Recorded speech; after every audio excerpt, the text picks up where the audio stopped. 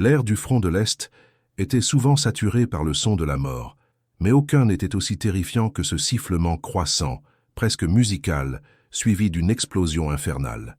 C'était le Katyusha, le orgue de Staline, une symphonie de destruction qui s'abattait sur les lignes allemandes, pulvérisant tout sur son passage. Imaginez le rugissement assourdissant de dizaines, voire de centaines de roquettes lancées simultanément, transformant le paysage en un enfer de feu et de ferraille. Ce n'était pas seulement du bruit, c'était un tremblement au plus profond de l'âme, une force brute qui ne laissait aucun répit. Les soldats allemands, des gars qui en avaient pourtant vu de toutes les couleurs, endurcis par des années de combat sur des fronts brutaux, tremblèrent de peur en entendant ce son si particulier. Et on les comprend, non? Ils savaient que la mort approchait, non pas sous la forme d'un seul obus, mais d'une pluie de métal qui ne demandait pas la permission et qui balayait tout. Mais attendez un peu. Comment l'Union soviétique, un pays envahi, ravagé et dévasté par la fureur de la machine de guerre nazie, a-t-elle réussi à frapper si fort et à produire plus de 100 000 de ces lance-roquettes multiples? Pendant ce temps, la puissante Allemagne nazie, berceau d'une ingénierie qui faisait référence dans le monde entier, celle qu'on associe toujours à la précision et à la technologie de pointe, parvenait à peine à fabriquer quelques milliers de ses propres Nebelwerfer. C'est le genre d'histoire qui vous retourne le cerveau, vous voyez le genre? Ce n'est pas seulement une histoire d'armes et d'explosions, les amis. C'est un récit complexe sur l'ingéniosité poussée dans ses derniers retranchements, sur le désespoir qui devient le moteur de l'innovation et sur une course aux armements brutales qui ne faisait de cadeau à personne. C'est la preuve vivante de la façon dont la philosophie de guerre et la capacité industrielle d'une nation peuvent, au bout du compte, sceller le destin de millions de vies et changer le cours d'un continent entier. L'abîme entre la production soviétique et allemande n'était pas un simple hasard.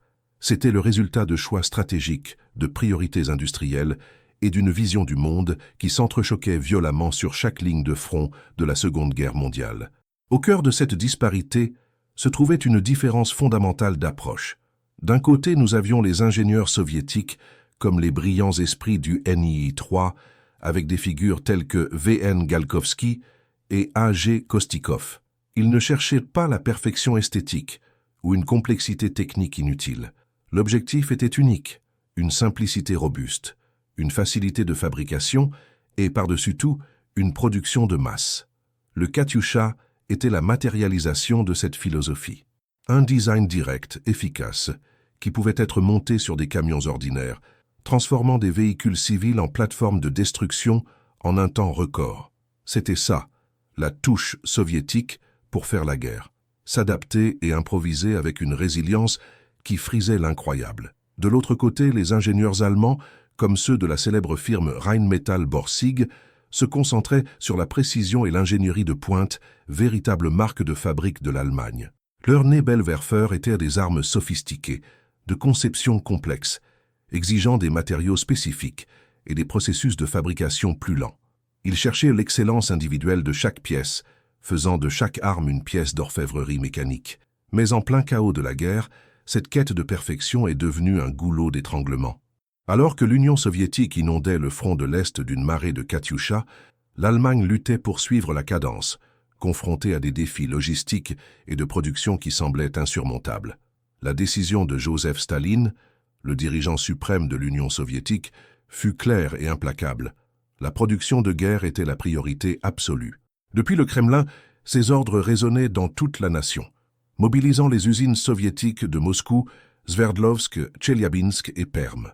Beaucoup de ces installations furent démontées et évacuées vers l'Est, hors de portée des troupes allemandes, dans un effort herculéen pour maintenir la production 24 heures sur 24, sans relâche. Les soldats soviétiques en première ligne dépendaient de cette production incessante, et la machine industrielle soviétique, sous le commandement d'officiers de logistique et de production dévoués, a répondu avec une force impressionnante.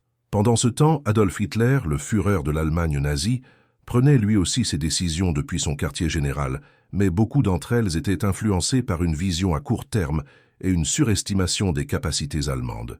Les usines allemandes, qui produisaient les Nebelwerfers et une vaste gamme d'autres armes de haute technologie, étaient sous le bombardement constant des Alliés. La pénurie de ressources, de main-d'œuvre et la complexité même de leurs armes créaient un scénario où la production de masse devenait un cauchemar. Les soldats allemands, qu'ils soient opérateurs de Nebelwerfers ou ironiquement cibles des Katyusha, vivaient la terreur et la frustration d'une guerre d'artillerie où l'ennemi semblait disposer d'un stock inépuisable de roquettes. Ce documentaire plonge dans les profondeurs de cette disparité, révélant comment la simplicité et la capacité de production de masse soviétique l'ont emporté sur la sophistication technique allemande dans le feu du conflit. Ce n'était pas seulement une question de savoir qui avait la meilleure arme, mais plutôt qui pouvait en mettre le plus grand nombre entre les mains de ces soldats, qui pouvaient tenir le rythme démentiel d'une guerre qui consommait les ressources et les vies comme aucune autre. Le front de l'Est, dans des lieux devenus synonymes de sacrifice et de résistance, comme Stalingrad, Koursk et Berlin, fut le théâtre où cette vérité brutale s'est manifestée. Préparez-vous à découvrir les secrets derrière cette différence colossale. Un voyage qui nous mènera des décisions froides de Joseph Staline au Kremlin et des ordres souvent impulsifs d'Adolf Hitler, jusqu'à la sueur et au courage des ingénieurs soviétiques et à la frustration des ingénieurs allemands. Une immersion sur les fronts de la Seconde Guerre mondiale, particulièrement sur le front de l'Est, pour comprendre non seulement ce qui s'est passé, mais aussi le pourquoi de cette disparité qui a changé le cours de l'histoire. Abonnez-vous dès maintenant et rejoignez notre légion d'historiens pour vivre le passé comme jamais auparavant. Bien avant que les tambours de la guerre ne résonnent avec toute leur fureur à travers l'Europe de l'Est, une graine d'innovation mortelle germait déjà sur le sol soviétique, plantée par des esprits visionnaires qui anticipèrent le besoin d'une nouvelle forme d'artillerie, quelque chose capable de changer la donne dans un conflit aux proportions épiques. Nous étions au milieu des années 1930, et l'Union soviétique, sous le regard attentif et la détermination de fer de Joseph Staline, explorait déjà l'idée de roquettes d'artillerie, un concept qui semblait être de la science-fiction pour beaucoup, mais qui, pour les stratèges du Kremlin, représentait un pari sur l'avenir de la guerre. À cette époque, alors que le monde occidental s'accrochait encore à l'artillerie conventionnelle, les ingénieurs soviétiques travaillaient dans le secret, loin des projecteurs et de la curiosité étrangère. Des noms comme V.N. Galkovsky et A.G. Kostikov, figures cruciales et souvent oubliées par l'histoire populaire, consacrèrent leur vie au développement d'un système d'armes révolutionnaire à l'Institut de recherche scientifique né Héro 3, le célèbre NII-3. Ils ne se contentèrent pas de concevoir des roquettes, ils façonnèrent l'avenir des champs de bataille, pensant à une arme qui pourrait être produite en masse, une véritable force de frappe industrielle. Leur vision, alignée sur la doctrine militaire soviétique et le pragmatisme de Staline, était limpide. Il leur fallait une arme simple, robuste et surtout facile à fabriquer et à utiliser. L'objectif n'était pas la précision chirurgicale d'un tir unique, mais la capacité de délivrer un déluge de feu massif en un temps record, noyant l'ennemi sous une pluie de projectiles pour un impact psychologique dévastateur. Loin de la complexité et de l'usinage de précision qui caractérisait les canons traditionnels, lesquels demandaient des matériaux coûteux et un temps de production considérable, le Katyusha a été conçu pour la production de masse, comme sur une véritable chaîne de montage. Ces rails de lancement, la colonne vertébrale du système, étaient des structures métalliques basiques, sans grand secret d'ingénierie, pouvant être produites rapidement dans n'importe laquelle des nombreuses usines soviétiques. Le génie résidait dans la simplicité. Ces rails étaient montés sur des châssis de camions ordinaires, comme le robuste ZS6, déjà en production. Pas besoin de véhicules spécialisés coûteux. Un simple camion polyvalent suffisait, transformé en monstre de guerre grâce à une adaptation relativement simple.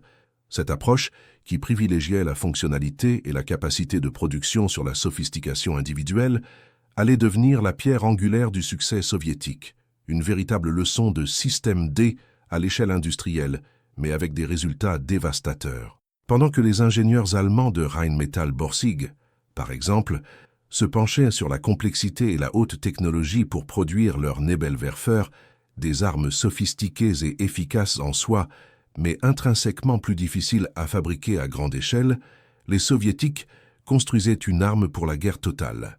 C'était une arme faite pour être produite par milliers, pas par centaines. Une arme qui pouvait être répliquée et envoyée sur le terrain dans des volumes capables de déséquilibrer n'importe quel affrontement. Le Katyusha n'était pas seulement un système de roquettes.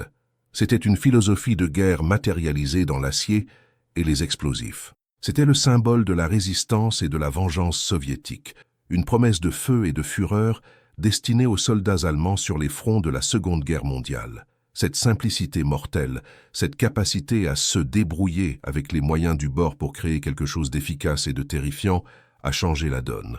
L'Union soviétique se préparait à un conflit qui exigerait non seulement du courage, mais aussi une capacité industrielle sans précédent, et le Katyusha était la réponse parfaite à cette demande. Les soldats soviétiques, qui allèrent bientôt manipuler ces lanceurs, témoigneraient de l'impact psychologique que l'arme causait. Un son qui, selon les récits, ressemblait à celui de 1000 chats griffant un tableau noir géant, suivi d'une explosion infernale. C'était le rugissement de la mer Russie, la voix de la détermination prête à changer le cours de l'histoire. Alors que l'Union soviétique se préparait à inonder le front d'une vague de destruction simplifiée, le décor en Allemagne nazie était bien différent, vous voyez. Loin de la philosophie du faire beaucoup avec peu, les Allemands suivaient une voie qui privilégiait l'ingénierie de pointe et la précision quasi-chirurgicale. Et la star de cette approche était le Nebelwerfer, affectueusement surnommé par les soldats le lanceur de brouillard, un nom resté célèbre à cause de la fumée sinistre qu'il laissait dans l'air après chaque salve, une traînée qui annonçait aussi bien la terreur que l'arrivée d'un orage. Développé par les ingénieurs allemands de la renommée Rheinmetall-Borsig, le Nebelwerfer n'était pas n'importe quelle arme. C'était un bijou de l'ingénierie militaire, un équipement techniquement bien plus sophistiqué que le Katyusha soviétique. Réfléchissez, alors que les soviétiques voulaient une douche de roquettes, les Allemands cherchaient un système capable de viser et de frapper avec une exactitude redoutable. Il était capable de lancer ses projectiles avec un contrôle dont le Katyusha n'aurait jamais osé rêver, et certaines versions avancées pouvaient même être équipées de têtes chimiques, montrant jusqu'où la technologie allemande pouvait aller. L'idée derrière le Nebelwerfer n'était pas seulement de tout faire sauter, mais aussi de créer d'épais rideaux de fumée pour couvrir les mouvements des troupes et, bien sûr, de démoraliser l'ennemi. Un vrai tour de force d'ingénierie, sans aucun doute. Mais, comme tout dans la vie, cette sophistication avait un prix, et un prix plutôt salé. Contrairement aux tubes de lancement presque rustiques du Katyusha, ceux du Nebelwerfer étaient usinés avec des tolérances extrêmement serrées, une précision qui exigeait du temps, des machines de haute qualité et une main-d'œuvre spécialisée. Les roquettes elles-mêmes étaient des modèles de complexité, bourrés de détails qui les rendaient plus chères et plus longues à fabriquer. Et ce n'est pas tout. Le système de transport et de rechargement du Nebelwerfer était un vrai casse-tête, bien plus laborieux que la simplicité presque brute du Katyusha. C'était une opération qui demandait plus d'hommes et plus de temps, ce qui, dans le feu de l'action, pouvait faire la différence entre la vie et la mort. La doctrine militaire allemande, dirigée d'une main de fer par Adolf Hitler depuis son quartier général, reposait entièrement sur la Blitzkrieg, la guerre éclair, et sur la supériorité technologique individuelle de ses armes. L'idée était d'avoir le meilleur du meilleur, des armes capables de surpasser l'ennemi par la qualité plutôt que par la quantité. C'est pourquoi la production de masse de systèmes de saturation de zone à bas coût, comme le Katyusha, n'était pas une priorité pour les officiers de logistique allemands. Pour eux, chaque Nebelwerfer était un outil précieux, un atout qui, bien utilisé, pouvait faire basculer le combat. Mais cette mentalité focalisée sur l'excellence individuelle a fini par devenir un talon d'Achille quand la guerre s'est transformée en un hachoir à viande, une bataille d'usure sans fin sur le front de l'Est. Les usines allemandes, qui auraient dû tourner à plein régime, se trouvaient à la croisée des chemins. Produire un Nebelwerfer était une tâche complexe, gourmande en ressources et en temps, au sein d'une chaîne d'approvisionnement de plus en plus compromise par l'avancée de la guerre. Pour couronner le tout, ces installations industrielles étaient des cibles constantes pour les bombardements alliés qui ne laissaient aucun répit. La pénurie de matières premières et l'interruption constante des lignes de montage faisaient de la production du Nebelwerfer une lutte de tous les instants. Les ingénieurs allemands, malgré tout leur génie, se heurtaient à un mur de problèmes qui limitait drastiquement le nombre de lanceurs envoyés au front. Les soldats allemands qui utilisaient les Nebelwerfer connaissaient la puissance de leur arme. Le sifflement caractéristique des roquettes avant l'impact était un son qui restait gravé dans la mémoire de ceux qui l'entendaient. Ils étaient efficaces pour semer la panique, mais toujours en nombre limité. Pendant ce temps, en face, les soldats soviétiques commençaient à s'habituer au son, sachant que malgré la précision, la quantité n'était pas la même. La frustration grandissait chez les officiers allemands qui voyaient le besoin d'armes augmenter sans cesse, tout en butant sur les limites de leur propre philosophie de production.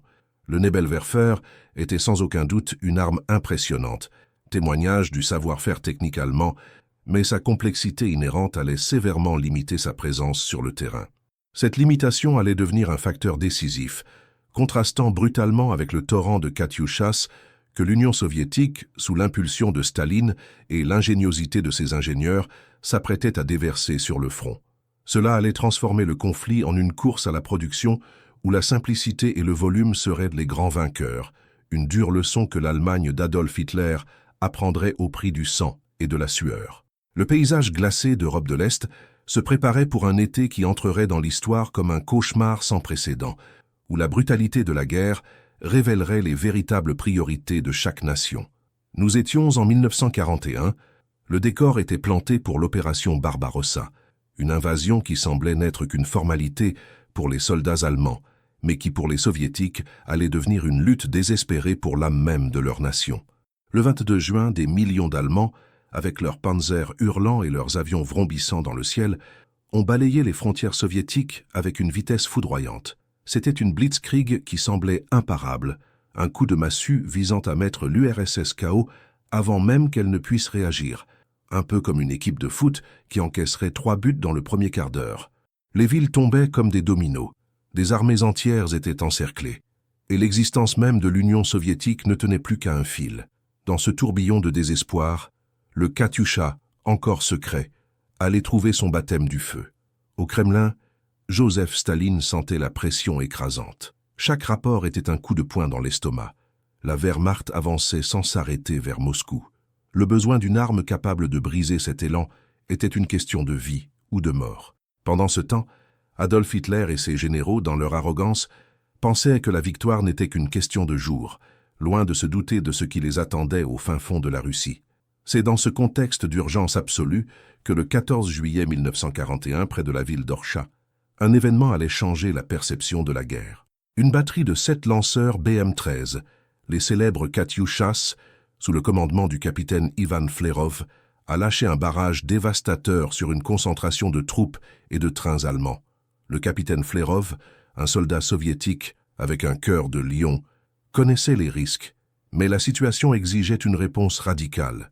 Ce qui a suivi, les soldats allemands ne l'avaient jamais vu, même dans leur pire cauchemar. Le son était assourdissant, un hurlement infernal qui déchirait le ciel, comme si le diable lui-même était de sortie. Les flammes ont illuminé le paysage, et la dévastation instantanée était à vous donner la chair de poule. C'était un véritable carnaval de feu, une tempête d'acier qui transformait tout en cendres en quelques secondes. L'impact de cette attaque allait bien au-delà des dégâts physiques. C'était un choc psychologique total. Les soldats allemands, habitués à une guerre méthodique, sont restés paralysés par la terreur. Ils n'avaient aucune idée de ce que c'était. On aurait dit une arme sortie d'un film de science-fiction. Le bruit, l'aspect visuel et la fureur des roquettes Katyusha les ont laissés en état de panique, courant comme des poulets sans tête. Pour eux qui voyaient la supériorité technique comme un atout inébranlable, la simplicité brutale et l'efficacité massive du Katyusha furent une véritable douche froide. Eux, qui considéraient leurs ingénieurs comme l'élite produisant des armes sophistiquées comme le Nebelwerfer, voyant maintenant une arme russe, apparemment rudimentaire, causer des dégâts épiques. Ce besoin désespéré de stopper l'ennemi est devenu le catalyseur de la production de masse du Katyusha. Les ingénieurs soviétiques avaient déjà conçu un design basé sur la simplicité et la robustesse, une arme montable sur des camions civils sans composants complexes, ce qui était un avantage énorme dans une guerre totale. Staline et les officiers de logistique ont vite compris que la clé était là. Pas besoin de la sophistication d'un Nebelwerfer, long et coûteux à fabriquer. L'URSS avait besoin de volume, d'un déluge de feu produit rapidement, même sous les bombes, alors que les usines étaient évacuées vers l'Oural. Les priorités furent fixées au Kremlin. La production de guerre avant tout, et le Katyusha était la réponse soviétique à la marée d'acier nazie. C'était le tournant, le pari des soldats soviétiques pour ne pas lâcher le morceau. Pendant que les usines allemandes luttaient contre les pénuries et les bombardements alliés, les usines soviétiques se transformaient en forteresses de production, tournant 24 pour cracher des Katyusha par milliers. La philosophie du « faire plus avec moins » a permis à l'URSS d'inonder le front de l'Est avec cette arme, de Stalingrad à Berlin. C'était la preuve que, dans la chaleur du combat, l'intelligence de la simplicité pouvait l'emporter sur la sophistication technique. Le Katyusha n'était pas qu'un lance-roquettes, c'était le symbole de la résilience soviétique, une arme qui criait « On ne se rendra pas » au milieu de l'enfer. La fumée flottait encore sur les champs de bataille, mais la Seconde Guerre mondiale était bien plus qu'un choc d'armée. C'était un test de philosophie. D'un côté, l'Allemagne nazie d'Hitler croyait fermement en la Blitzkrieg et la supériorité technologique. Pour les Allemands, la perfection était le but ultime, et l'ingénierie le chemin sacré pour y arriver. Ils ont investi massivement dans des machines de guerre qui étaient de véritables œuvres d'art, comme les chars Panther et Tiger. Les ingénieurs allemands étaient des maîtres pour créer des équipements sophistiqués et robustes, mais cette obsession de la qualité avait un prix. Ces merveilles étaient souvent trop complexes et trop chères à fabriquer. C'était comme vouloir produire une Formule 1 en série pour une course de rue. Magnifique, mais impossible à grande échelle. Les usines allemandes peinaient à suivre le rythme.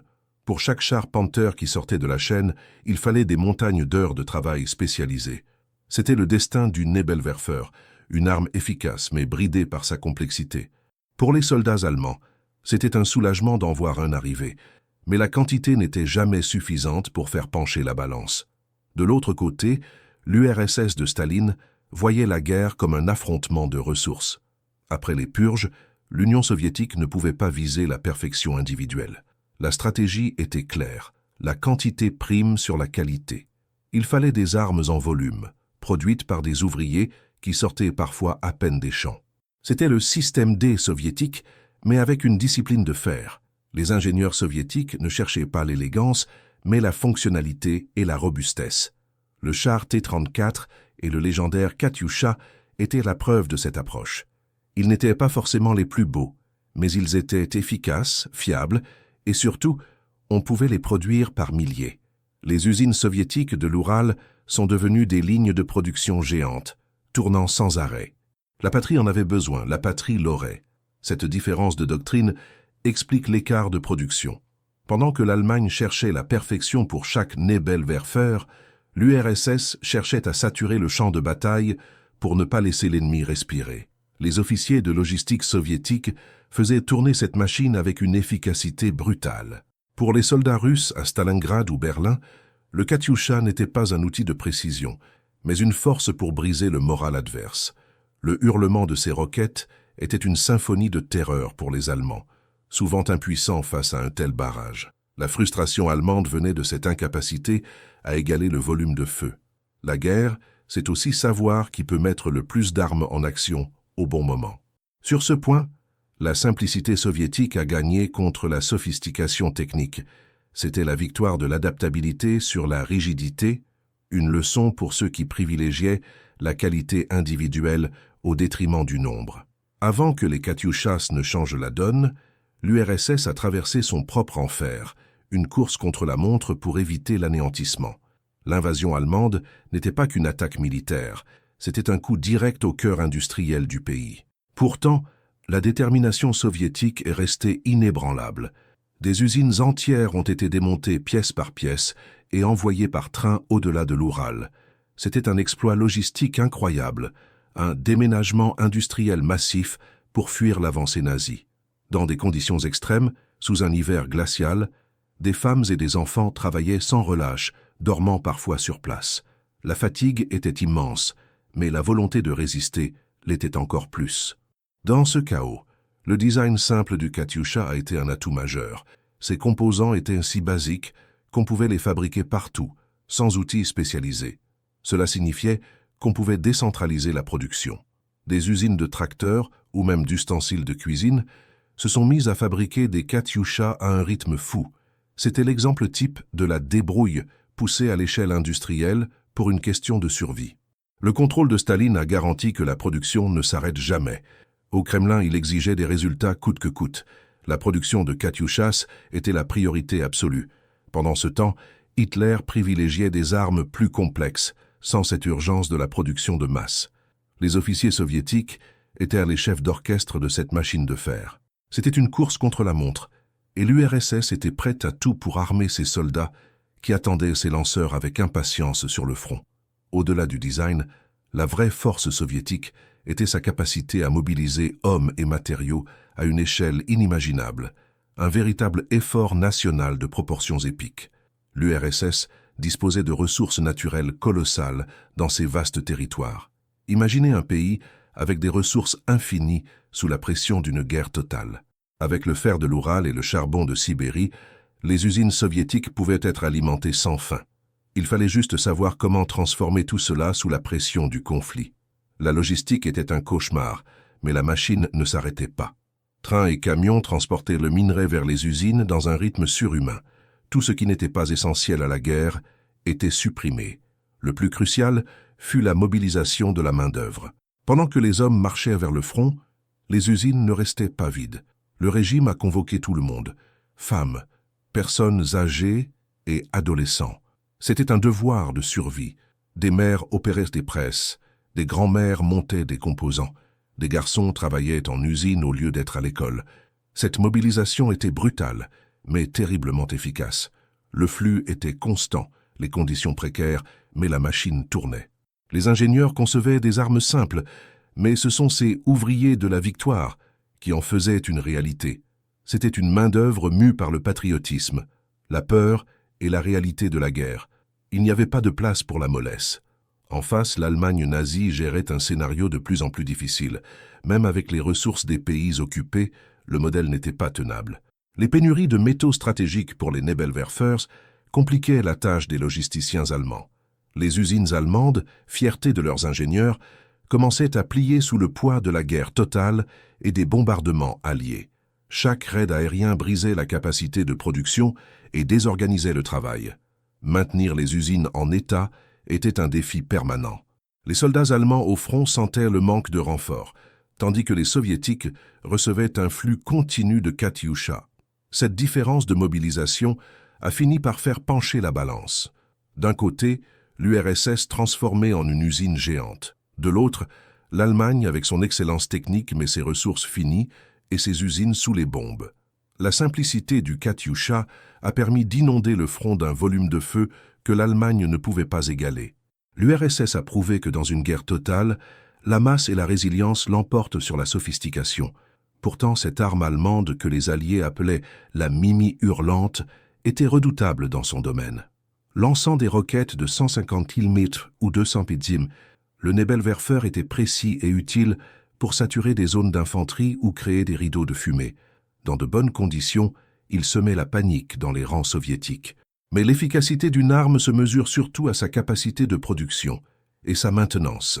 C'est là que le Nebelwerfer a montré ses limites face aux rouleaux compresseurs russes. La différence se jouait sur les chiffres, la quantité pure jetée au visage de l'ennemi. Pendant que l'Allemagne peinait à produire ses lanceurs complexes, l'URSS les crachait par milliers. Cette disparité signifiait que les Nebelwerfer étaient utilisés en petites unités, contrairement aux batteries géantes de Katyushas, qui infligeaient une dévastation massive. Imaginez le contraste. D'un côté, le sifflement de quelques lanceurs allemands. De l'autre, le rugissement de centaines de Katyushas transformant des kilomètres de terrain en brasier. De plus, le Nebelwerfer était lent à recharger, exposant ses servants au feu ennemi. Pour couronner le tout, sa fumée trahissait sa position, en faisant une cible facile pour l'aviation soviétique. Le Katyusha, monté sur camion, pouvait tirer et déguerpir avant toute riposte. C'était une question de tactique, et le design russe l'emportait. Le choix d'Hitler de miser sur la technologie de pointe au détriment de la masse fut une erreur stratégique. L'Allemagne ne pouvait pas se contenter d'armes bonnes, mais trop rares, face à un ennemi qui produisait en quantités illimitées. La philosophie des ingénieurs allemands ne collait pas aux besoins brutaux du front de l'Est. Leurs usines produisaient de l'orfèvrerie en petite série, tandis que les usines soviétiques étaient des hachoirs produisant du volume. Le contraste est frappant. L'URSS avait compris que la quantité est une qualité en soi. Inonder le front de feu était plus décisif qu'une précision millimétrique. Le Nebelwerfer reste un témoin du génie allemand, mais aussi de ses limites stratégiques. C'était une arme crainte, mais sa voix était étouffée par le chœur infernal des Katyushas annonçant la marche soviétique. Ce duel n'était pas qu'une affaire de roquettes, mais un choc de systèmes industriels. La simplicité a gagné. L'histoire prouve qu'en guerre totale, il faut une arme facile à produire, à utiliser et à maintenir en masse. Sur ce terrain, le Katyusha n'avait pas de rival. C'est une leçon qui résonne encore aujourd'hui. Si vous avez aimé ce voyage, n'oubliez pas de liker et de vous abonner. Votre soutien nous permet de continuer à raconter ces histoires. Merci et à la prochaine.